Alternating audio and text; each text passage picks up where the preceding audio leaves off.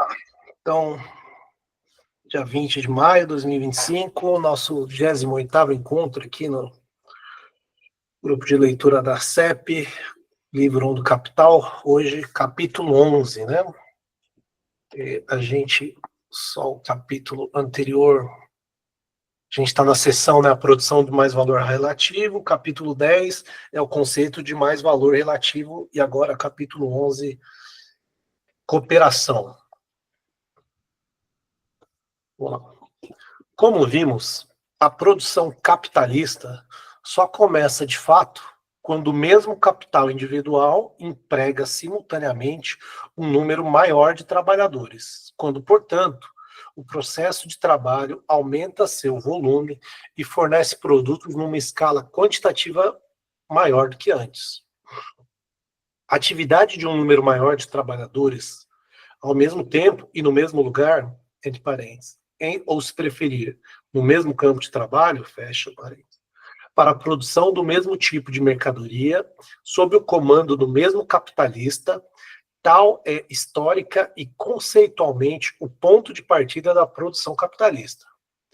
Com relação ao próprio modo de produção, a manufatura, por exemplo, em seus primórdios, mal se diferencia da indústria artesanal da corporação, a não ser pelo número maior de trabalhadores simultaneamente ocupados pelo mesmo capital. A oficina do mestre artesão é apenas ampliada. Inicialmente, portanto, a diferença é meramente quantitativa. Vimos que a massa do mais-valor produzida por um dado capital é igual ao mais-valor gerado pelo trabalhador individual, multiplicado pelo número de trabalhadores simultaneamente ocupados. Por si só, esse número não altera em nada a taxa do mais-valor ou o grau de exploração da força de trabalho. E no que diz respeito à produção de valor da mercadoria em geral, toda mudança qualitativa do processo de trabalho parece indiferente. Isso se segue da natureza do valor. Se uma jornada de trabalho de 12 horas se objetiva em 6 shillings, 1.200 de tais jornadas se objetivarão em 6 shillings vezes 1.200. No caso, incorporam-se ao produto 12 horas de trabalho e no outro 12 vezes 120.000 horas. Na produção de valor, um conjunto de trabalhadores conta apenas como tantos indivíduos. Para a produção de valor, é indiferente se 1.200 trabalhadores produzem isoladamente ou unificados sob o comando do mesmo capital. No entanto, ocorre uma modificação dentro de certos limites. O trabalho objetivado em valor é trabalho de qualidade social média e, portanto, a exteriorização de uma força de trabalho média. Mas uma grandeza média só existe como média diferentes grandezas individuais da mesma espécie. Em cada ramo da indústria, o trabalhador individual, Pedro ou Paulo, difere mais ou menos do trabalhador médio. Esses desvios individuais, que matematicamente se chamam erros, compensam-se mutuamente e desaparecem assim que se considere um número maior de trabalhadores. Edmund Burke, o célebre sofista e psicofanta, tem a pretensão de saber, a partir de suas experiências práticas como arrendatário, que, num pelotão tão íntimo como o de 5 servos rurais, toda a diferença individual do trabalho já desaparece, de modo que um grupo qualquer de 5 servos rurais ingleses, no melhor da idade adulta, executarão em conjunto, no mesmo tempo, a mesma quantidade de trabalho que quaisquer outros grupos de 5 servos rurais ingleses. Aqui. Teve um erro aqui no link aqui da nota, depois eu volto aqui nessa nota. Seja como for, está claro que a jornada de trabalho total de um número maior de trabalhadores empregados simultaneamente, dividida pelo número desses trabalhadores, resulta numa jornada de trabalho social média. Digamos que a jornada de trabalho do indivíduo seja de 12 horas. A jornada de trabalho total dos 12 homens simultaneamente empregados será, então, de 144 horas. E mesmo que o trabalho de cada um dos 12 homens possa se desviar mais ou menos do trabalho social médio, pois cada um consome mais ou menos tempo para realizar a mesma operação, ainda assim, a jornada de trabalho de cada indivíduo, como 1/12 da jornada de trabalho total de 144 horas, possuirá uma qualidade social média. Mas para o capitalista que emprega uma dúzia de trabalhadores, o que existe é a jornada de trabalho como jornada de trabalho total da dúzia. A jornada de trabalho de cada indivíduo existe como parte alíquota da jornada de trabalho total, não importando se os 12 homens cooperam uns com os outros no trabalho ou se a conexão entre seus trabalhos se resume ao fato de trabalharem para o mesmo capitalista. Se, ao contrário, os 12 homens forem empregados em 6 pares por 6 pequenos mestres, será mero acidente se cada um desses mestres produzir a mesma taxa de valor e, consequentemente, realizar a taxa geral do mais-valor. Ocorreriam desvios individuais. Se um trabalhador consumisse significativamente mais tempo na produção de uma mercadoria do que o socialmente necessário, se o tempo de trabalho que ele individualmente necessita se desviasse significativamente do tempo de trabalho socialmente necessário, ou tempo de trabalho médio, seu trabalho não seria considerado trabalho médio, tampouco sua força de trabalho como força de trabalho média. Esta não seria vendida, ou seria apenas abaixo do valor médio da força de trabalho. Um determinado mínimo de eficiência do trabalho é, portanto, pressuposto, e veremos posteriormente que a produção capitalista encontra meios para medir esse mínimo. Tampouco esse mínimo deixa de se desviar da média, embora, por outro lado, o valor médio da força de trabalho tenha de ser pago. Logo, dos 6 pequenos mestres, um obteria mais, outro menos que a taxa geral do mais-valor. As desigualdades se compensariam para a sociedade, mas não para o mestre individual. Assim, a lei geral da valorização só se realiza plenamente para o produtor individual quando ele produz como capitalista, emprega muitos trabalhadores simultaneamente e, desse modo, põe em movimento, desde o início, o trabalho social médio. Então, vou ler aqui as duas notas. Primeira, Edmund Burke. Inquestionavelmente, há uma considerável diferença entre o valor do trabalho de um homem e outro no que concerne a força, a destreza e a aplicação honesta.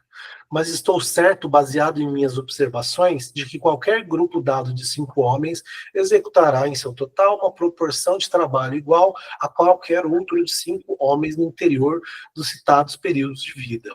Isto é, que em tal grupo de 5 homens haverá um que possua todas as qualificações de um bom trabalhador, outro será um mau trabalhador, e os outros 3 serão medianos, mais ou menos próximos do melhor e do pior. Desse modo, num pequeno grupo de 5 homens, encontrareis a plenitude de tudo que 5 homens podem produzir. Aqui, nota 9, o senhor professor Rocher pretende ter descoberto que uma costureira empregada durante 2 dias pela senhora professora realiza mais trabalho do que 2 costureiras empregadas pela senhora professora no mesmo dia. O senhor professor não deveria realizar suas observações sobre o processo de produção capitalista no quarto das crianças, tampouco em circunstâncias em que falta o personagem principal, o capitalista. Então, mesmo quando o modo de trabalho permanece o mesmo, o emprego simultâneo de um número maior de trabalhadores opera uma revolução nas condições objetivas do processo de trabalho. Edifícios onde muitos trabalham juntos, depósitos de matérias-primas, etc., recipientes, instrumentos, aparelhos, etc., que servem a muitos de forma simultânea ou alternada, em suma, uma parte dos meios de produção é agora consumida em comum no processo de trabalho. Por um lado, o valor de troca das mercadorias e, portanto, também dos meios de produção, não aumenta em decorrência de uma exploração qualquer aumentada de seu valor de uso. Por outro, cresce a escala dos meios de produção utilizados em comum. Uma sala em que trabalham 20 tecelões com seus 20 teares tem de ser mais ampla do que a sala em que trabalham um único tecelão, independente de seus 2 ajudantes. Mas como a produção de uma oficina para 20 pessoas custa menos trabalho do que a produção de 10 oficinas para 2 pessoas, o valor dos meios de produção coletivos e massivamente concentrados não aumenta em geral na proporção de seu volume e efeito útil. Meios de produção consumidos em comum transferem uma parte menor de seu valor ao produto individual, em parte porque o valor total que transferem é simultaneamente repartido por uma massa maior de produtos, em parte porque, em comparação com os meios de produção isolados, entram no processo de produção com um valor certamente maior em termos absolutos, porém relativamente menor quando se considera seu raio de ação. Com isso, diminui não apenas um componente do capital constante, como também, na proporção de sua grandeza, o valor total da mercadoria. O efeito é o mesmo que se obteria caso os meios de produção da mercadoria fossem produzidos de forma mais barata. Essa economia na utilização dos meios de produção deriva apenas de seu consumo coletivo, no processo de trabalho de muitos indivíduos. E esses assumem tal caráter de condições do trabalho social ou condições sociais do trabalho, em contraste com os meios de produção disperso e de custo relativamente alto de trabalhadores, autônomos isolados ou pequenos mestres, mesmo quando os muitos indivíduos apenas trabalham no mesmo local, sem trabalhar uns com os outros. Parte dos meios de trabalho assume esse caráter social, antes que o próprio processo de trabalho o faça. A economia no uso dos meios de produção deve ser considerada, em geral, sob um duplo ponto de vista. Em primeiro lugar, como barateamento de mercadorias, e com isso, diminuição do valor da força de trabalho.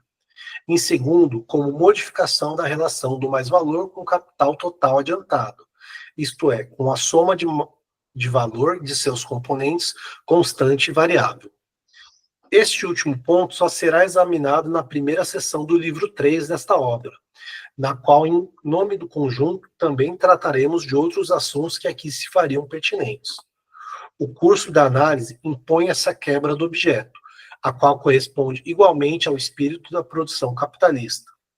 Como aqui as condições de trabalho de fato se confrontam com o trabalhador de forma autônoma, também a economia dessas condições aparece como uma operação particular, que não lhe diz respeito, e é, por isso, separada dos métodos que fazem aumentar sua produtividade pessoal. A forma de trabalho dentro da qual muitos indivíduos trabalham de modo planejado, uns ao lado dos outros e em conjunto, no mesmo processo de produção, ou em processos de produção diferentes, porém conexos, chama-se cooperação. 10. Aqui, d'estudo de 3. Bom, infelizmente, não falo francês. Assim como o poder ofensivo de um esquadrão de cavalaria ou o poder defensivo de um regime de infantaria são essencialmente diferentes dos poderes ofensivos e defensivos de cada um dos cavaleiros ou soldados de infantaria tomados individualmente, também a soma total das forças mecânicas exercidas por trabalhadores isolados difere da força social gerada quando muitas mãos atuam simultaneamente na mesma operação indivisa. Por exemplo, quando se trata de erguer um fardo pesado, girar uma manivela ou remover um obstáculo.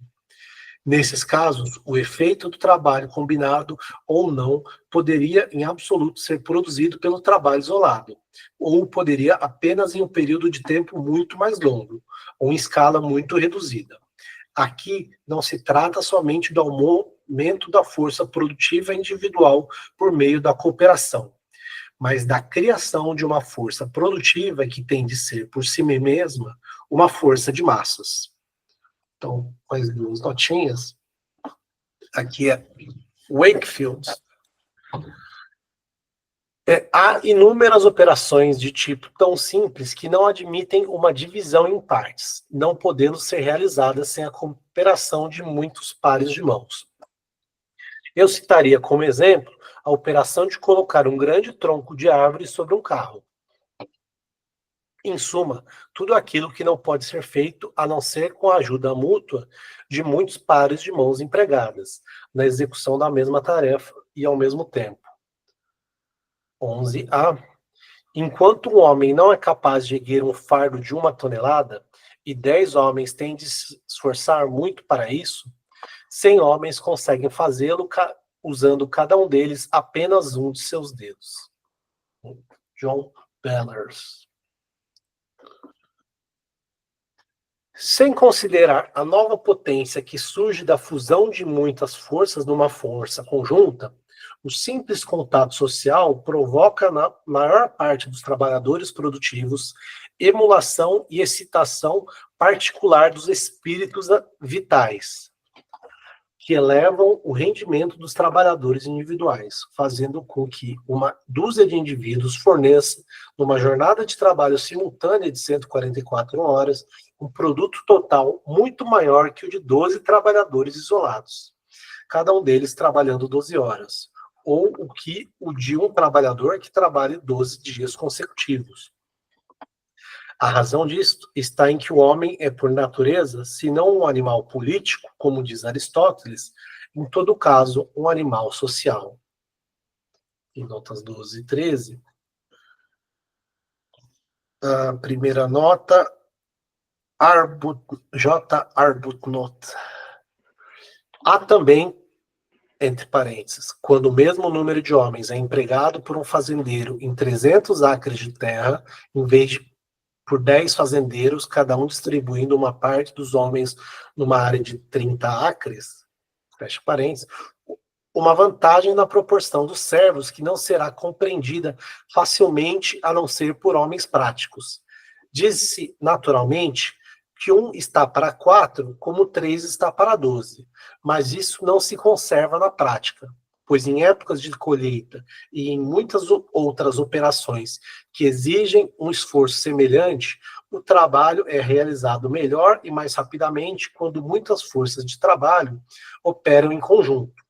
Por exemplo, numa colheita, 2 carroceiros, 2 carregadores, 2 enfeixadores, 2 recolhedores e o restante dos trabalhadores no palheiro ou no celeiro realizam juntos o dobro do trabalho que o mesmo número realizaria se divididos em grupos e separados em diferentes fazendas. E nota 13, a definição de Aristóteles é, na verdade, a de que o homem é cidadão por natureza. Ela é tão característica da antiguidade clássica quanto a definição de Franklin, segundo a qual o homem é por natureza um fazedor de instrumentos. É característica da sociedade Yankee.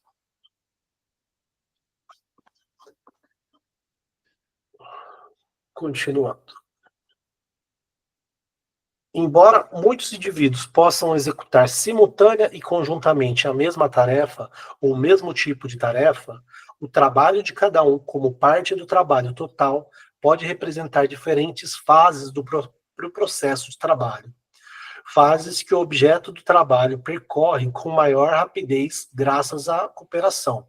Por exemplo, quando pedreiros formam uma fila de mãos para levar tijolos da base até o alto do andaime, cada um deles realiza a mesma tarefa. Mas as ações individuais constituem partes contínuas de uma ação conjunta. Fases particulares que cada tijolo tem de percorrer no processo de trabalho e mediante as quais, por exemplo, as 24 mãos do trabalhador coletivo o transportam com mais rapidez do que o fariam em 2 mãos de cada trabalhador individual que tivesse de subir e descer o andaime. O objeto de trabalho 14. Scarbeck. Deve-se notar ainda que essa divisão parcial do trabalho pode ser realizada também quando os trabalhadores se ocupam de uma mesma tarefa. Os pedreiros, por exemplo, que levam tijolos de uma moto até um patamar superior do andaime, realizam todas a mesma tarefa e, no entanto, bom, aqui ele está basicamente repetindo a citação, né? O objeto de trabalho percorre o mesmo espaço em menos tempo. Por outro lado, uma combinação de trabalho ocorre quando, por exemplo, uma construção é executada simultaneamente por diferentes lados, embora também, nesse caso, os trabalhadores que cooperam realizem tarefas iguais ou da mesma espécie.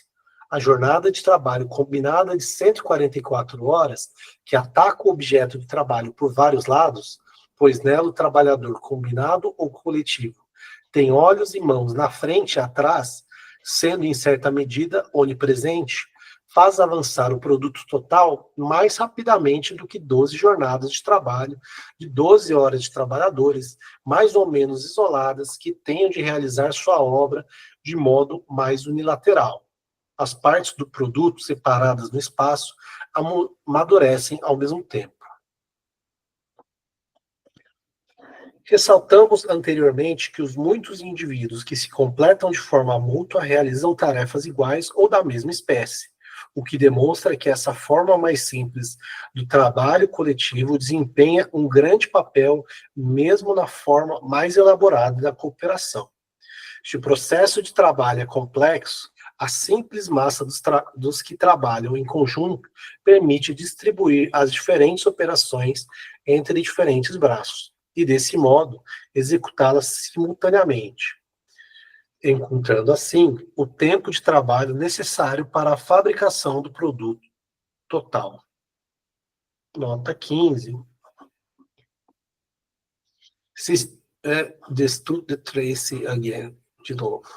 Se se trata da execução de um trabalho complexo, várias coisas têm de ser feitas simultaneamente. Um faz uma coisa, enquanto o outro faz outra. E todos contribuem para o resultado que um único homem não poderia ter produzido. Um rema, enquanto o outro segura o leme. E um terceiro joga a rede ou arpoia o peixe. E assim a pesca atinge um sucesso que seria impossível sem essa cooperação.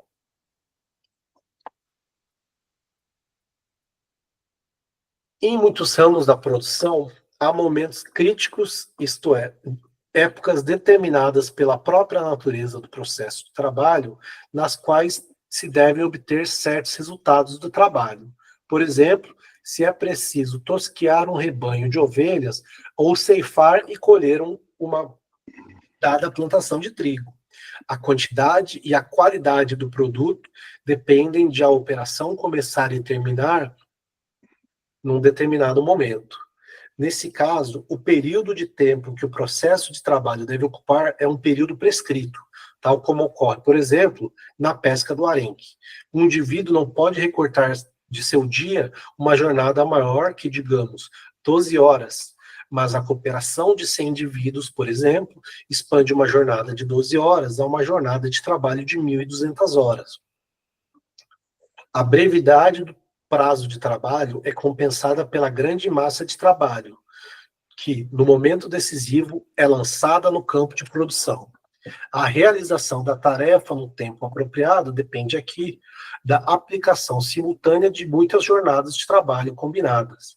A amplitude do efeito útil depende do número de trabalhadores, sendo tal número, porém, sempre menor do que o número de trabalhadores que realizariam isoladamente a mesma quantidade de trabalho no mesmo período de tempo.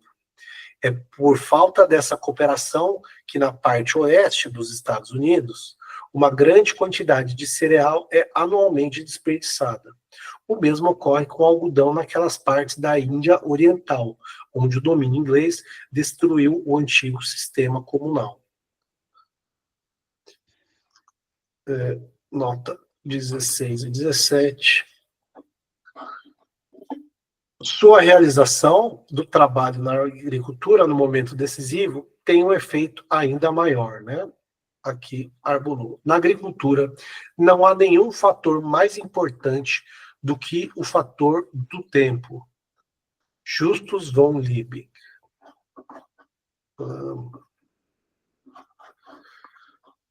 Nota 17. Outro mal que dificilmente se espera encontrar num país que exporta mais trabalho do que qualquer outro no mundo, com exceção talvez da China e da Inglaterra, consiste na impossibilidade de se conseguir um número suficiente de mão de obra para a colheita do algodão. Em consequência disso, grandes quantidades de algodão permanecem sem ser colhidas, enquanto uma outra parte é recolhida da terra depois de caída. e, obviamente, já amarelada e parcialmente apodrecida, de modo que, em virtude da falta de trabalhadores na estação certa, o plantador é obrigado a conformar-se com a perda de uma grande parte daquela colheita tão aguardada na Inglaterra. Bengal Hurkari. Até hoje tem alguma pausa, né?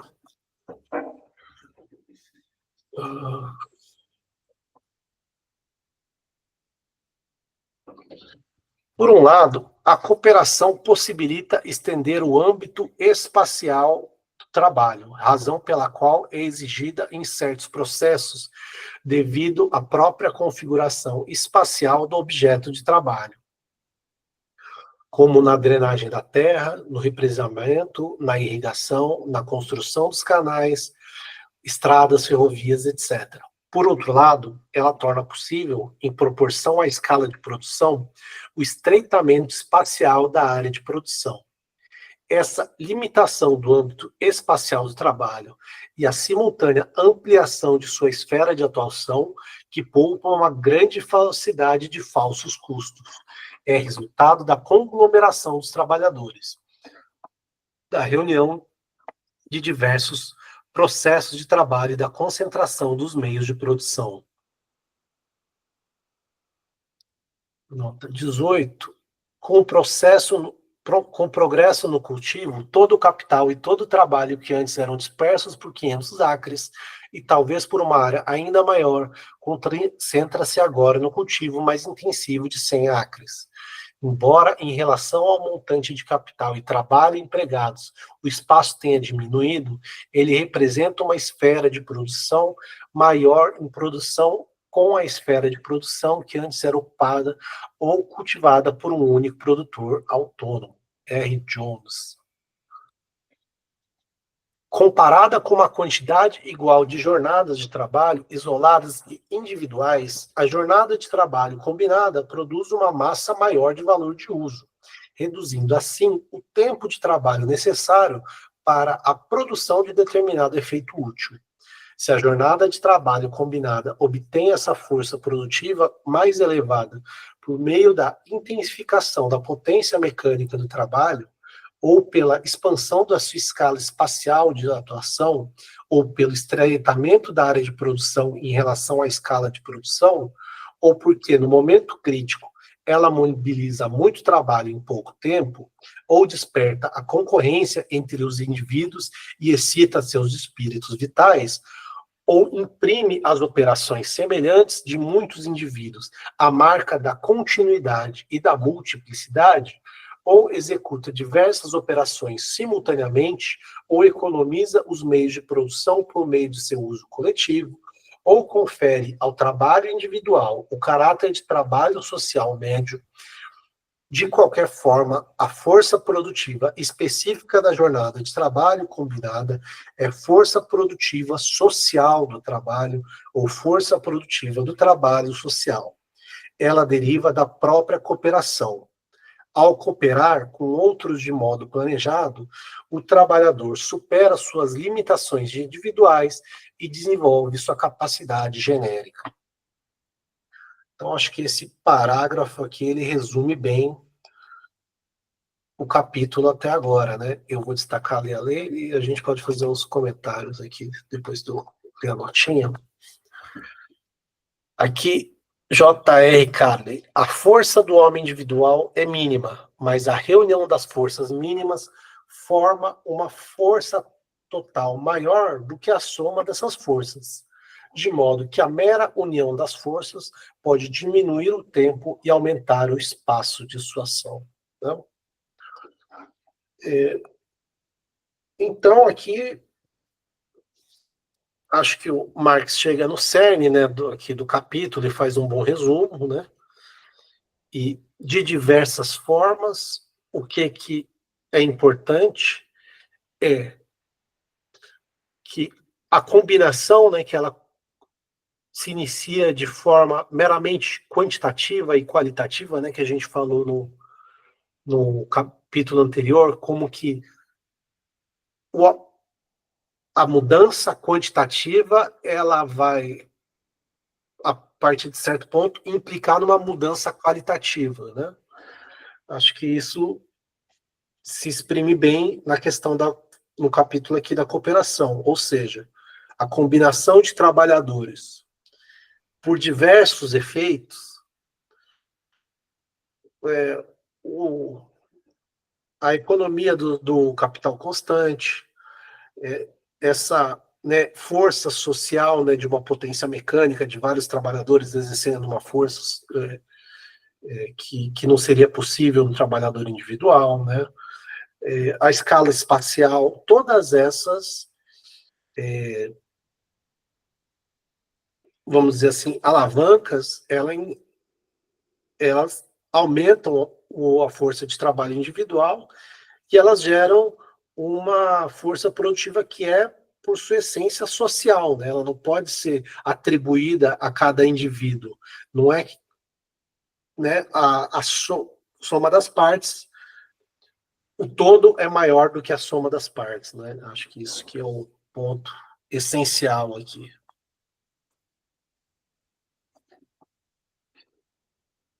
Comentários, dúvidas?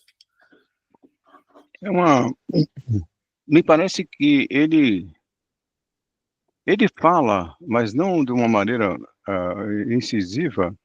Ele fala pouco sobre a parcelização do trabalho, né? Parcelização, quando você divide uma atividade complexa em múltiplas atividades simples, né? Ele toca nesse assunto, mas assim, um ponto que me chama muito a atenção nisso aí é o aproveitamento maior do capital fixo, do capital constante.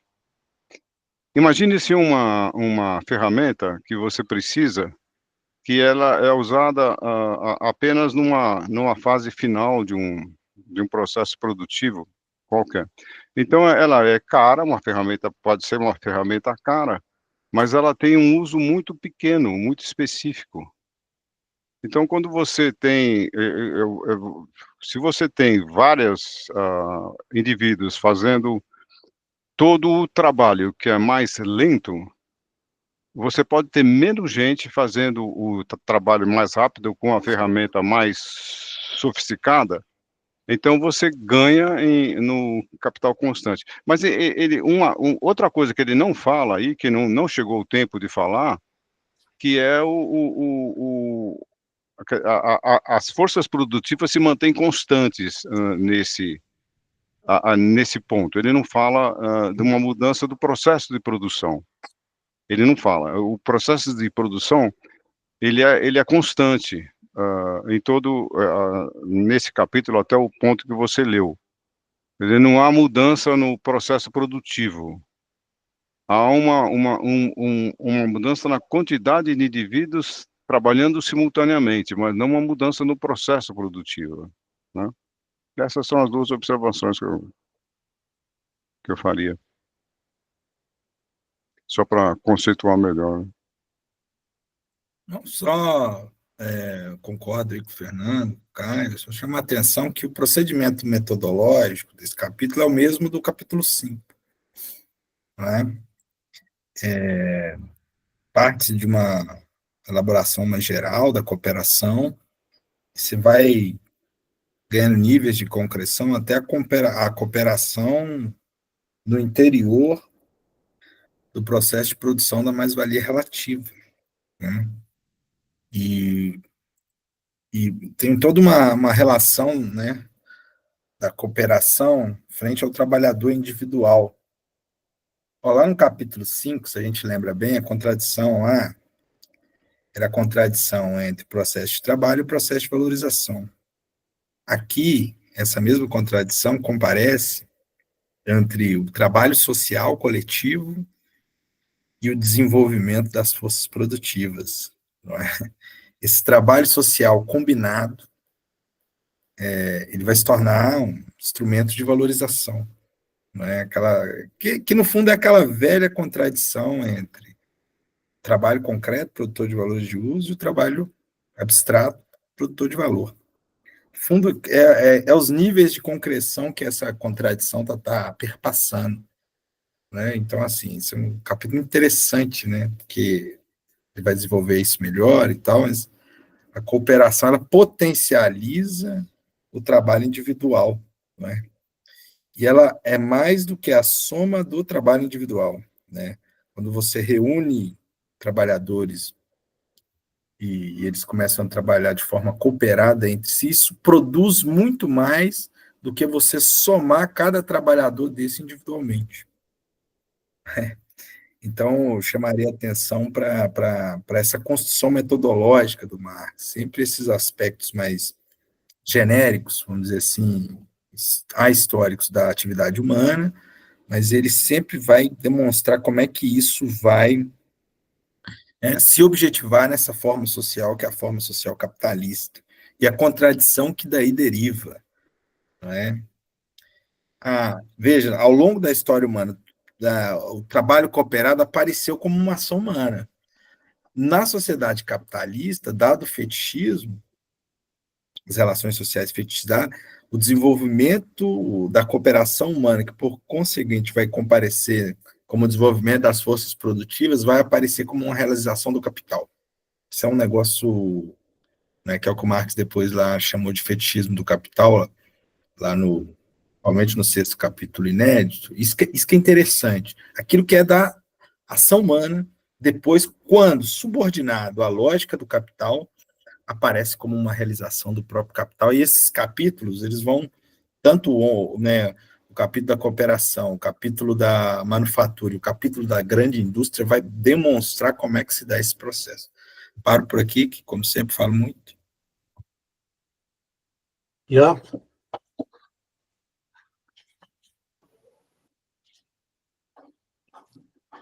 Eu só queria, não só um comentário aqui, o Caio e o Arley e Fernando, e o meu primeiro comentário é em cima disso que o Arley falou mesmo, né? É o capital que inaugura essa forma social, cooperação, né? O Marx utiliza o termo aqui, força coletiva, né? Acho que essa é a primeira questão, né? O Arley já demonstrou aí que sim, né? E a outra questão é como Ian, só uma coisa. Ian, não te interrompendo. Na verdade, não. O capitalismo já tem como pressuposto a cooperação. Sim. A cooperação existe em outras formas de sociedade. Agora, é um tipo específico de cooperação capitalista, entende? Sim. Por isso que ele começa o capítulo demonstrando a cooperação é uma categoria histórica, vamos dizer assim. Sim. Mas há uma especificidade nela no modo de produção capitalista, né? A minha outra questão é como é que se dá o mais valor, a produção do mais valor nessa... Que eu acho que é isso que ele está demonstrando aí, né? Como é que a gente explica essa produção do mais valor na cooperação, né? O capítulo 11, 12 e 13, eles vão trabalhar essa exploração da força de trabalho de maneiras diferentes, né? Se o desenvolvimento das forças produtivas é constante, né? Aí a gente vai ver no desdobrar dos 3 capítulos, né? Na maquinaria, a gente vai ter a máquina que vai incidir sobre o tempo de trabalho socialmente necessário. Na manufatura, a gente vai ter a divisão social do trabalho que a manufatura vai operar, né? E a cooperação? Qual que é a chave para a explicação da exploração da força de trabalho na cooperação? Essa é a minha questão. E, por fim, um comentário, né? Teve um desses encontros aí atrás, eu havia comentado essa relação entre produtividade na agricultura e tamanho em hectares, né? Vocês vejam que o meu comentário ele é bem atrasado, porque o Marx já tinha comentado isso lá no século XIX, inclusive a gente leu isso aqui, né? Como é que o desenvolvimento das forças produtivas, e aí ele dá 2 pistas, e naquele momento eu não tinha observado, né? Ele vai dizer que essa mudança, porque a produtividade aqui não é a relação da produtividade com o hectare. A produtividade já pressupõe o trabalho, pressupõe o trabalho, seja ele assalariado ou não, mas o trabalho já está pressuposto na ideia da produtividade. Mas ele vai dizer duas coisas aqui, né, que eu anotei aqui, que explica essa transformação na agricultura. Uma delas é a redução dos custos de produção, né, e a outra é a concentração dos meios de produção. É isso, valeu.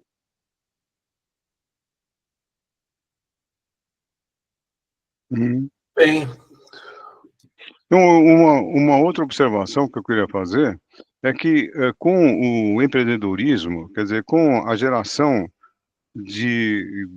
com o aumento da ocupação, né, com o trabalho individual, né, que voltou. Quer dizer, nós temos aí uma quantidade muito grande de pessoas que trabalham individualmente. É um fenômeno de 15 anos para cá, 20 anos para cá. Quer dizer, então, quando ele fala da cooperação, né, a gente fala assim, poxa, mas nós estamos agora numa época de um retorno ao trabalho individual. Essa é uma constatação, né? Os caras que têm uma pequena loja no comércio eletrônico trabalham sozinhos, né? Eles que postam a mercadoria, eles que atendem os pedidos, eles que separam, eles que embalam, uma pessoa só. Quer dizer, uma jornada de trabalho estafante, né? A mesma coisa que os entregadores e uberistas, né? Usando uma tecnologia super desenvolvida do ponto de vista da tecnologia de informação, que eles pagam também uma parte para isso, né? Quer dizer, eles pagam um pouco desse capital fixo, desse capital constante. Mas o capital é uma autoexploração. Então, a gente vê que a cooperação é uma evolução, né, do trabalho individual para o trabalho coletivo, que vai sofrer outras mudanças no decorrer do tempo, e nós vimos agora um movimento contrário, uma diminuição do trabalhador coletivo e um aumento do trabalhador individual, para o qual nós não temos nenhuma política, nenhuma legislação que os defenda, né? É esse que é o mais grave de tudo.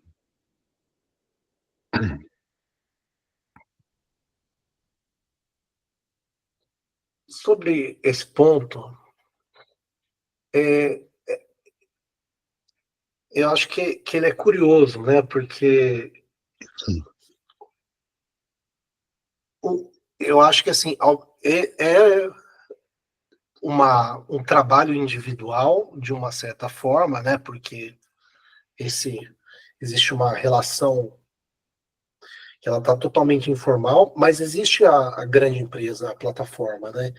Então é uma cooperação num nível muito maior, né? Porque você tem quantos entregadores estão trabalhando para o iFood na cidade de São Paulo hoje? 10 mil? Eu não sei se esse número é 10 mil, 50 mil, 2 mil, né?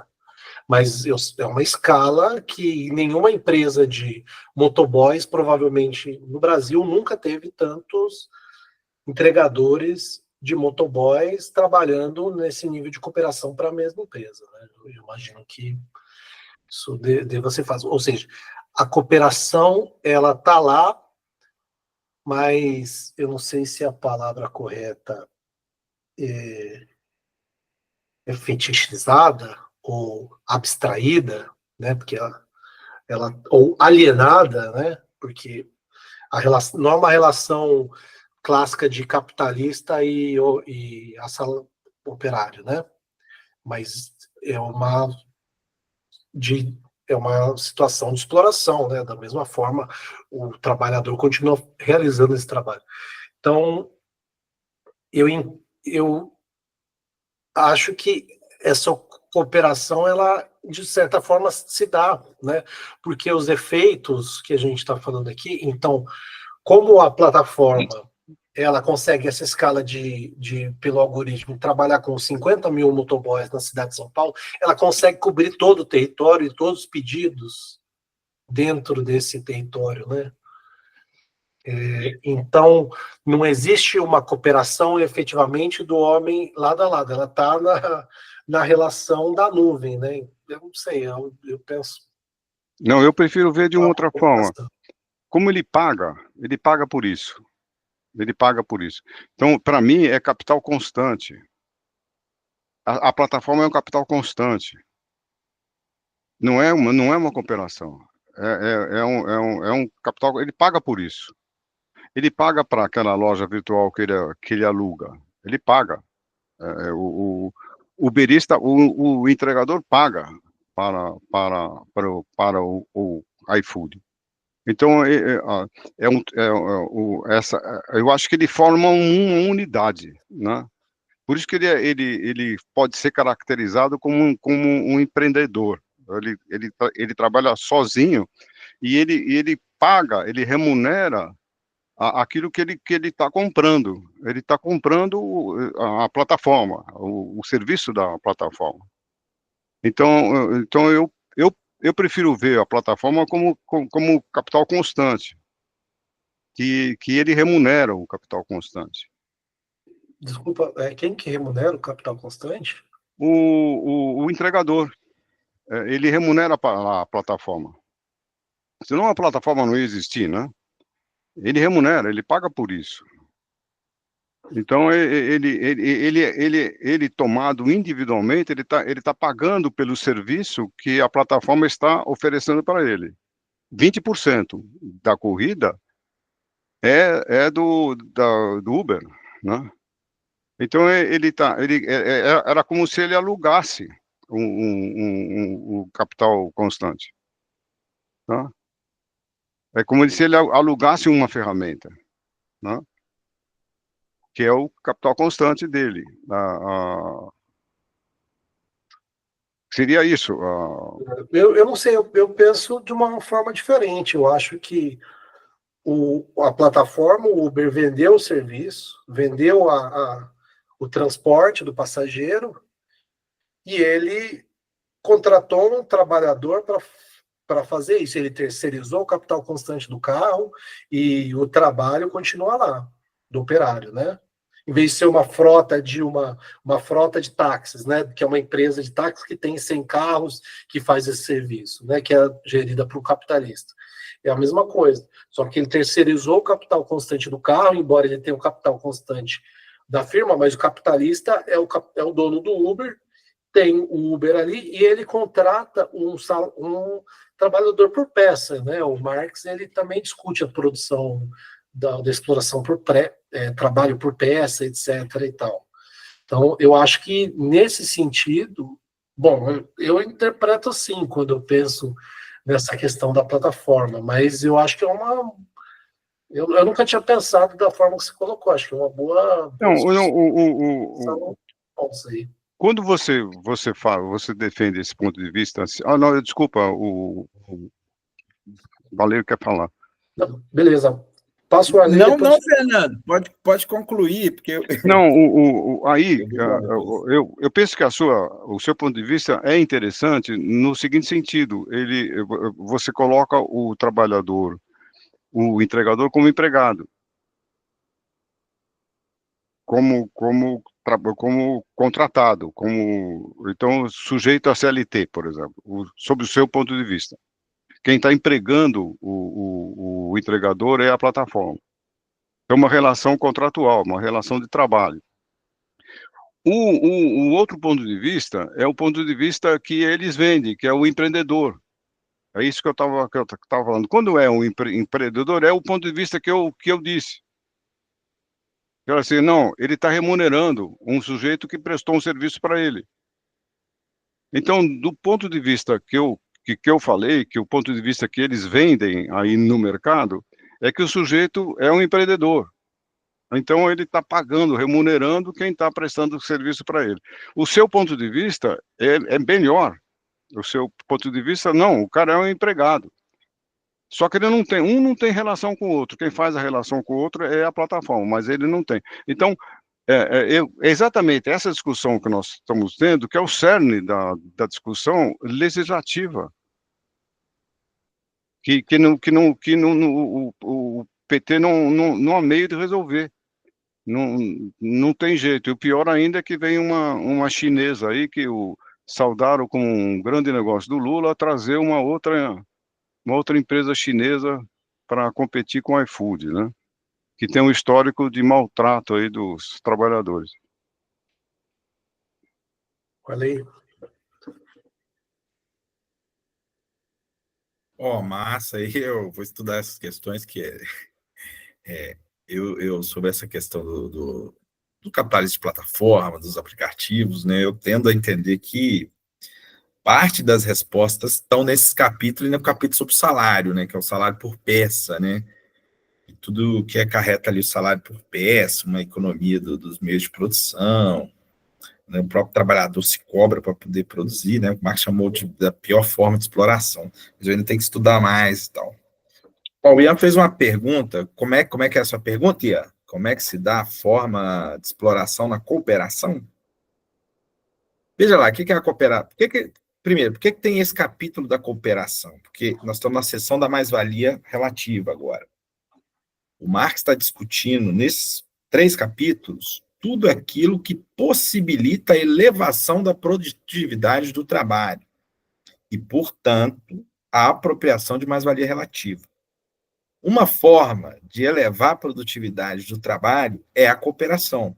Mas a cooperação que está se vendo aqui é a simples ainda, é aquela cooperação que potencializa o trabalho individual a partir da reunião de vários operários. Não é? Então, a cooperação constitui um dos elementos da mais-valia relativa. Por quê? Porque ela eleva a produtividade do trabalho. Ela transforma o trabalho individual em trabalho social e coletivo.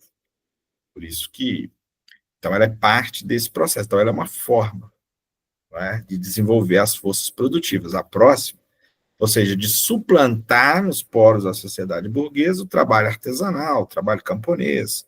Então, essa cooperação, ela produz isso. Tem a cooperação em geral, lá do passado, né? Pense os trabalhadores produzindo lá as pirâmides do Egito, ou outras formas históricas de cooperação, né? E agora é um tipo novo de cooperação, para produzir o excedente econômico, potencializar essa força produtiva, não é? Depois a gente vai ver outra forma, a manufatura, e depois, vamos dizer, a forma predominante, né? Tende a predominar, que é a grande indústria, a maquinaria, a grande indústria. Até a gente, acho que tem um bom fio condutor para essa discussão contemporânea, né? O desenvolvimento, até a gente chegar nos aplicativos, né? O conhecimento se concentra tanto, a expropriação do trabalhador chega a tal ponto que você vai objetivar o conhecimento no aplicativo, não é? E o Marx está demonstrando todo esse processo de subordinação real do trabalho ao capital. Mas eu queria falar uma coisa do ponto de vista histórico. Antes da cooperação, tinha o domínio da demanda. O domínio da demanda, um capitalista sabia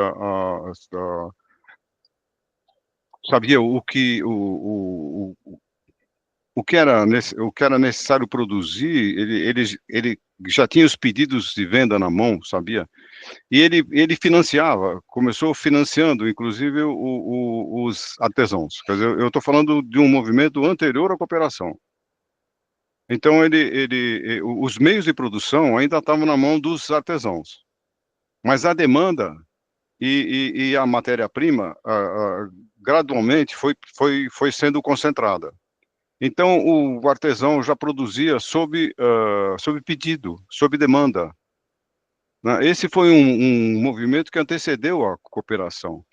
Como isso aí era indisciplinado, você não tinha condições de você cumprir datas, porque a produção estava ainda na mão do artesão.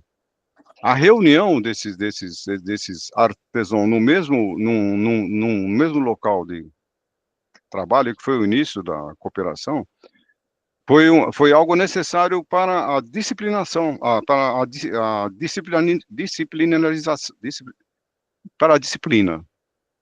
Quer dizer, ele começou com o fornecimento da matéria-prima e o controle da demanda.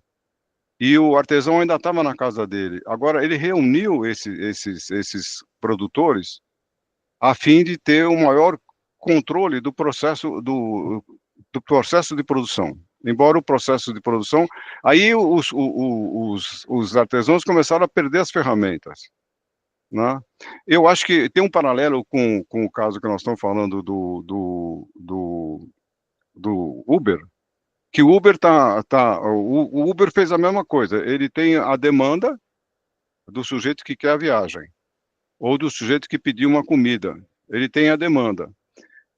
E os meios de produção ainda estão na mão do trabalhador, que é o automóvel, a bicicleta ou a moto, né? Mas a demanda não. Então, aí é um processo que é anterior ao processo da cooperação, tá? Que o processo da Fernando, cooperação já é a reunião. mas você não acha, Fernando, que eu já vi análise nesse sentido, que faz essa analogia com esse período como é que é o nome? Das corporações de ofício, né? O do Mas fim você da não acha corporação que do ofício. Mas você não acha que o grande meio de produção, porque os meios de trabalho, de fato, estão na mão dos trabalhadores, mas o grande meio de produção é o aplicativo que está concentrado? Porque senão os trabalhadores, por exemplo, poderiam eles mesmos criar um aplicativo e... Sim. Na verdade, o Uber não fabrica. O Uber concentra a demanda. A demanda. Quer dizer, quem quer viajar. Mas quem realiza o produto é o trabalhador, com seus meios de produção. Um carro, seja próprio ou alugado. É dele. E ele remunera o Uber pelo fato do Uber ter fornecido a demanda para ele, né? Agora, no caso do comércio eletrônico é mais complexo, porque o comércio eletrônico depende de um instrumental, de aplicativos bem mais complexos do que o Uber, porque ele fornece a loja. A loja, ele fornece... eu fiz software para isso daí, durante 20 anos. Então, ele produz um software para isso, né? É um software mais complexo do que o software do Uber, né? O Uber, inclusive, comeu na mão do comércio eletrônico, né? O comércio eletrônico veio antes do Uber. Então, os instrumentos de trabalho do comércio eletrônico são maiores do que os instrumentos de trabalho do Uber. O instrumento do trabalho do Uber é a concentração da demanda. E o processo de pagamento, de recebimento do pagamento do cara e depois o pagamento para o motorista, descontando 20% de cada corrida. Por falar nisso do comércio eletrônico, tem uma matéria no All Prime sobre o Mercado Livre, explicando como é que se deu o sucesso do Mercado Livre, como é que se dá essas transações. É muito interessante, viu? Exploração de todo o Mercado conjunto de Livre, trabalhadores. Antes do Mercado Livre entrar no comércio eletrônico, os argentinos vieram falar comigo aqui em São Paulo, que eles estavam interessados em saber perspectivas, tal, né? Eu falei para ele que eles estavam condenados a trabalhar com mercadoria, e eles não queriam trabalhar com mercadoria, queriam trabalhar só com anúncio. Só com anúncio. Você tem uma moto para vender, você coloca, tem uma moto para vender, eles divulgam essa moto para vender, recebe várias ofertas, e você vai entrando em contato com o possível comprador, e depois, se você vende, eles ficam com uma parte. Isso era o Mercado Livre nas suas origens. E eles estavam me consultando sobre a possibilidade de trabalhar com mercadoria, mas não queriam. Eu falei que eles estavam condenados a isso. Veio uma delegação da Argentina, não queriam, eles queriam continuar com anúncios. Só depois que eles entraram em 2015, 2016, que eles entraram com a mercadoria, mas eles já tinham um know-how muito grande com anúncios. Essa foi a grande vantagem deles. Eles já tinham uma base de clientes muito grande. E eles chegaram até atrasados, outros chegaram na frente dele, mas ele teve um grande sucesso. Mas eu fui muitas vezes lá, né, no Mercado Livre. Bom, eu fazia software desse negócio, mas o que eu acho uma coisa interessante é uma reversão, né?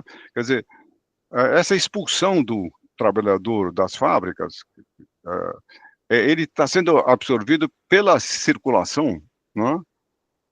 E a custo zero. A custo zero. Um posto de trabalho custa zero. Não custa nada.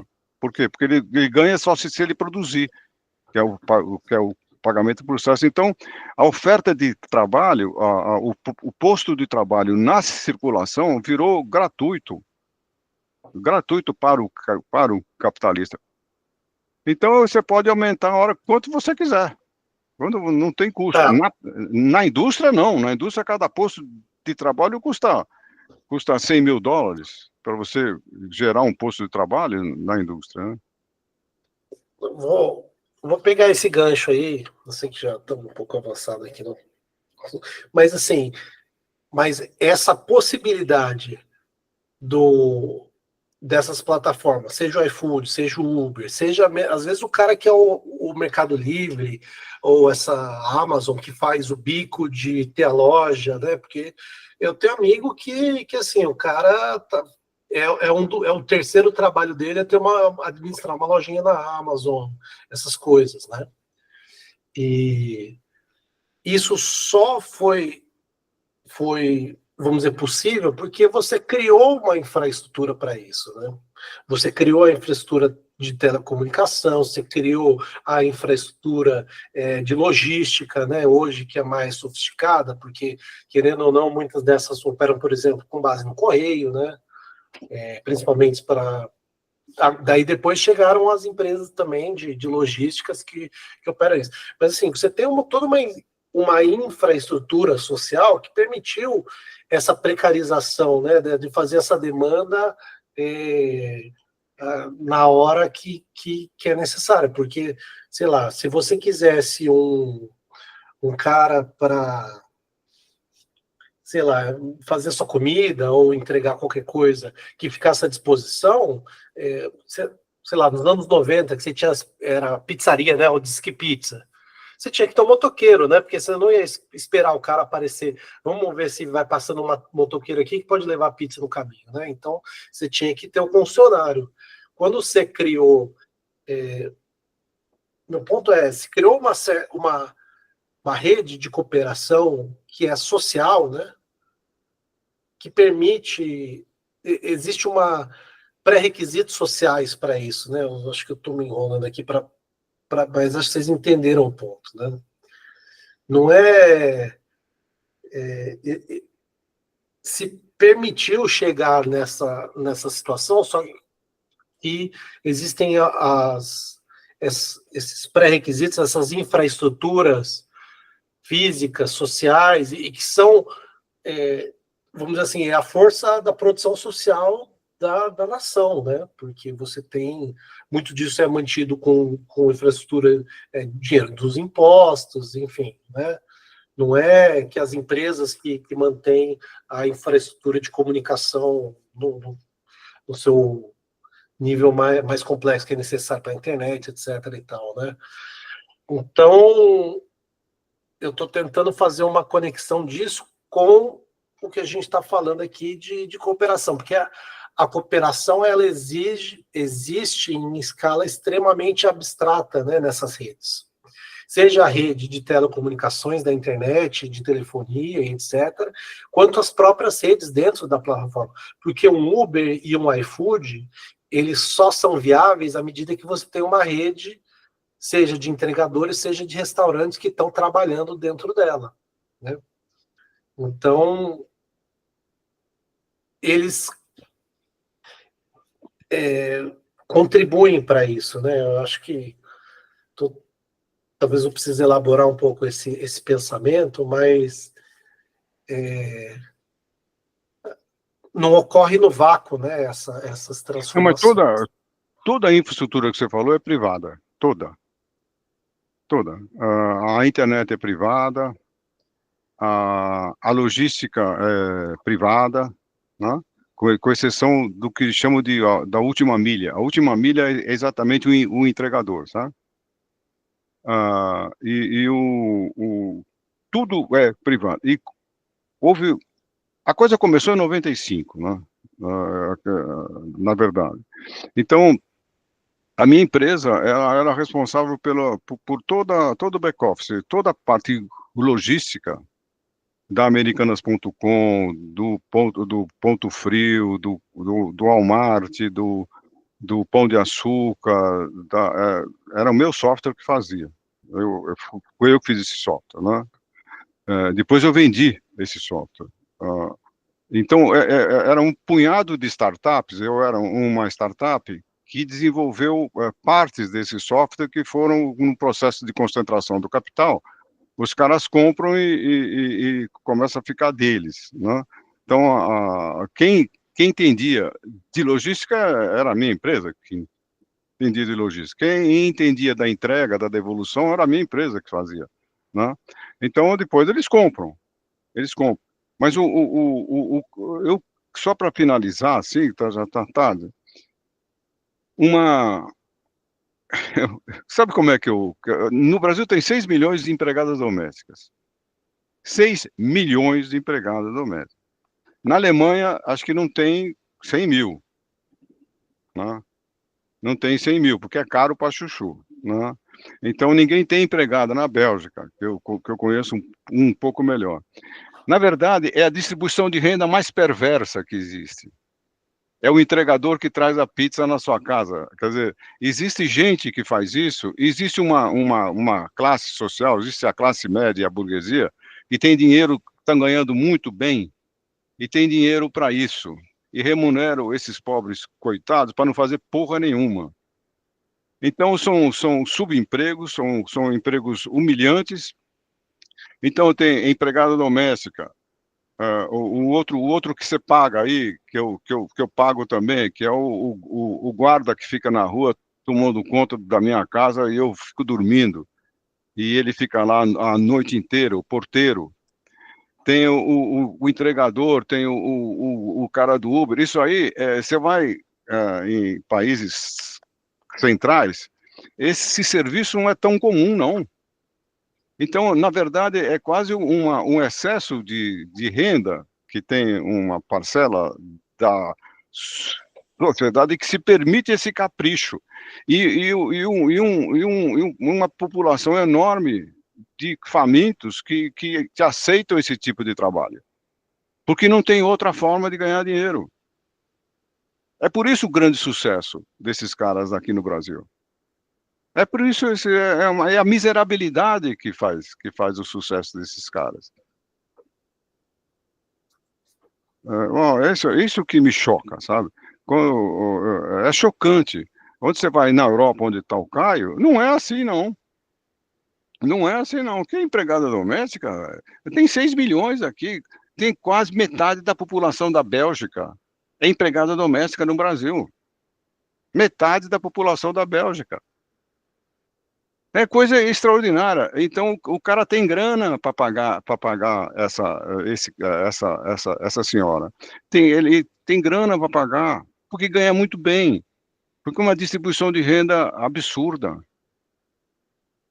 E tem grana para pagar o cara, aí você fica tomando chopp aí, o cara acabou o chopp, manda o cara vir trazer mais cerveja gelada para você. Na hora que acabou o seu chopp, quer dizer, porra, vamos e venhamos, pô. Entra num bistrô francês, vê se como você é tratado, cara. Você já tá tratado a pontapé lá, cara. Aqui não, aqui é um horror, uma vergonha. Na minha idade, voltar a isso é um terror, cara. É uma angústia. Uma angústia. Bom, desculpa o desabafo. Não, sem problemas. Só para fechar aqui, que eu e o Fernando ainda tem, eu acho que o Ian também deve participar do próximo. 7h30, 7h30. Do GPEP. Mas eu entendi o que o Caio quer dizer, Caio. Eu acho que está na base da contradição do capítulo. Cada vez mais, para você produzir um produto e distribuir, você amplia o processo de cooperação social. Só que esse processo de cooperação social entra em contradição com o processo da valorização do valor e do capital. E isso me parece que comparece nesse capítulo. Cada vez mais a coisa está toda integrada num processo de cooperação, mesmo que um trabalhador não tenha contato com o outro. Só que isso tem um limite, que é a apropriação privada desse processo social de cooperação. Parece que é o que está na base desses capítulos. Ó, camarada, vou parar a gravação. Também que você está aqui para traduzir isso, as minhas próprias ideias, de forma tão simples. Viu? Obrigado.